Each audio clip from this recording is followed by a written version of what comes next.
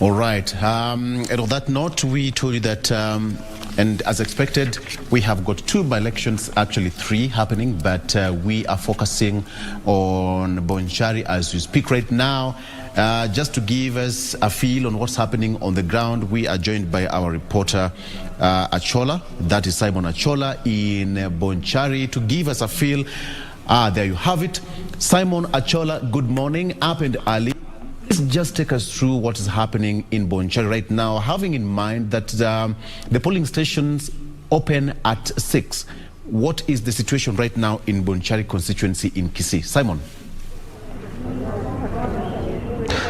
Quite a peaceful morning here in Bonchari constituency, that is in Kisii County, of course, that follows the drama that was actually witnessed yesterday night as, of course, various political players throwing words at each other over alleged electoral practices that was expected to happen today. Of course, as we speak right now, we've not seen any, but as I speak to you right now, the process began at around 6 a.m. in the morning, as was planned. And as I speak to you, voters are streaming into polling stations across this constituency just to ensure that indeed they can actually participate in their constitutional right, which is, of course, casting the vote for the person they prefer to actually be their leader moving forward. Of course, this follows the death of the immediate former member of parliament for this constituency, John Oro, who actually passed on in Kisumu after a long illness.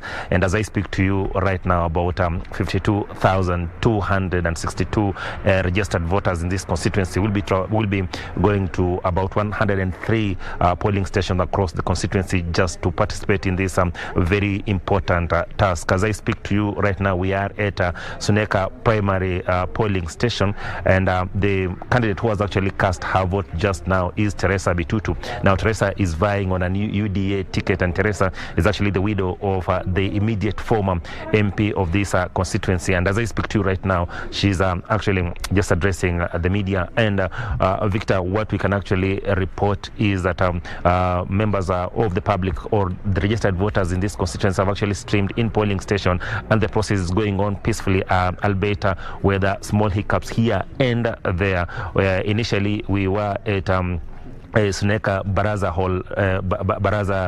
Hall polling station, and what witnessed was that a number of registered voters who actually turned up had difficulties in terms of identifying their name actually being identified in the register, and also getting to the right position where they're actually supposed to vote.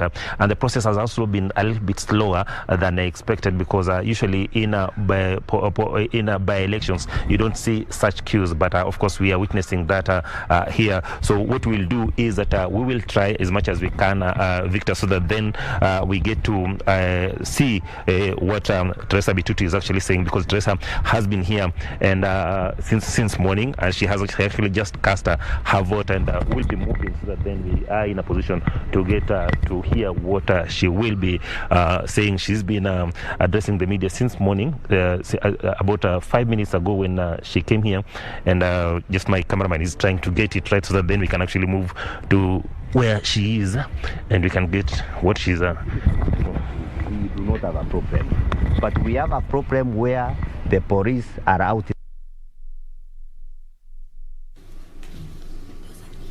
Okay, right. That is our reporter Simon Achola in Suneka Primary School. That is a polling station in Bonchari constituency, giving us an update on what's happening there during the by-election. And we are just going to connect with him shortly once we get that signal right. And he's rightly put it that the turnout is slightly slow, as not normally expected.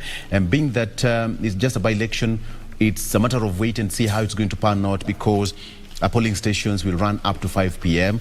In some instances, the IBC might decide to extend the voting time, and those are some of the live pictures from Bonchari constituency in Kisii County. All right. So, Simon, the issues of security were raised by certain leaders there. Probably can just give us a feel on what's happening there, Simon?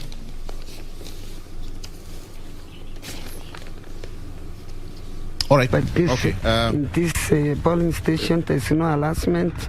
One of my key campaigner was arrested. The wife was arrested at the night when they did not get the man in the house, and that is what is worrying me. But let me pray for the full day. I don't know what will happen during the day, but I pray God all will go well. Thank you.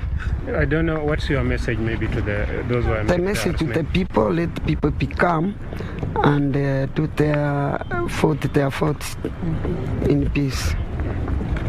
Okay. And also, I'm requesting the government of Kenya to be kind, mostly to me, because I'm out because of my husband died. That's why I came out to defend the seat. And I don't see whether there is any mistake. When you are in you, there's no problem. There's no problem. This government, I'm a Kenyan, so there's nothing wrong. When I join to the government, I would still do anything, all the work which is being done in the constituency. Thanks. Well, Victor, that is Teresa Bitutu, the later Parliament Bonchari constituency, of course, just saying what has actually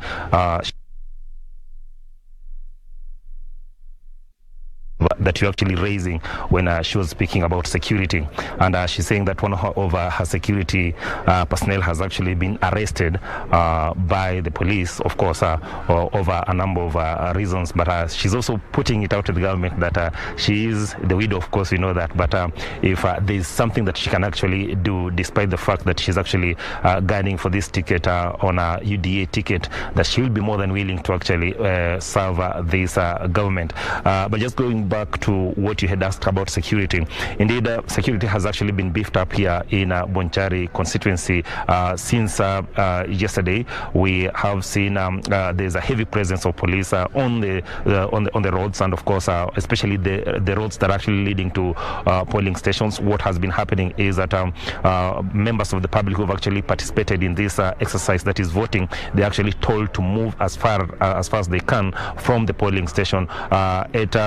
At Suneka Baraza Hall polling station, we've actually witnessed members of the public trying to eject one of the officials who was actually just standing by the gate, and of course they called for the support of the security agents there to try and eject that lady. Of course, they were raising concern about her presence at that very position, and they were asking why she was actually standing there after she had actually cast her vote. Of course, that happens in many by-elections, of course, elections in this country, where, of course, each and every person is suspicious of anyone actually standing next to polling station. Other than that, the process has actually been going on smoothly. We have not witnessed arrests this morning or electoral malpractices, as you might actually put it. But so far, so good. And of course, we'll be keeping a keen eye on exactly what will be happening here in Bonchari constituency. And of course, our viewers will be the first to get to know what is happening here on the ground. Victor. Simon, in 1 minute before I let you go, what is the social distance like? Because IEB said that they are going to follow the health protocol to ensure that the COVID protocol is observed during these by-elections.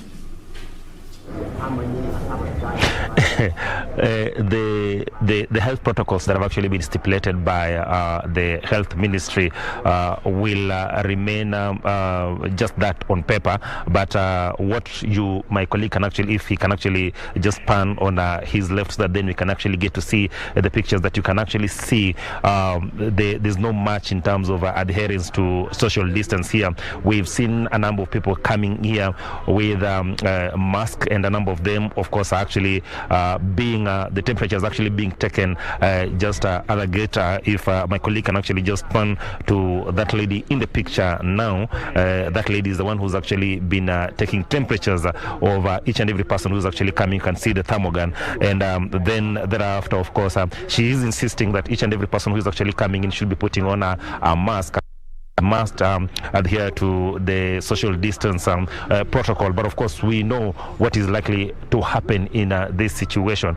Yes, most of them are actually putting on their masks. Most of them have actually been, the temperatures have actually been taken, but that is as far as it goes in terms of adhering to health protocols that are actually supposed to check the spread of COVID-19 in the country. All right, and again, one more question. It have to be one more. Simon, the issue of voter turnout, how is it like right now? Victor, the history of by-elections in the country, usually the voter turnout is between, the lowest I remember was in when we had about 33% voter turnout.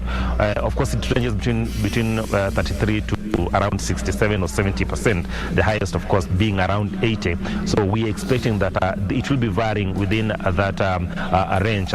Since morning we've seen a number of people streaming in polling stations, as I've said, and we saw at various polling stations, of course, people coming in, and there were a number of people who are actually still queuing, who are still on the queue waiting to actually cast their vote. So then it means that a number of people have actually come out as expected, and Teresa Bitutu has also just called on members of the or registered voters in this constituency to actually come out and participate in this very important task of actually choosing who will be the representative in the National Assembly moving forward. So we are expecting that indeed members of the public, or those who have actually been registered to participate in this exercise in this constituency, will be coming out to actually ensure that they participate in this vote. But so far, so good, and we're expecting that they will continue trickling in up until later in the day, when the polling stations are actually expected to close at around 5 p.m. in the evening.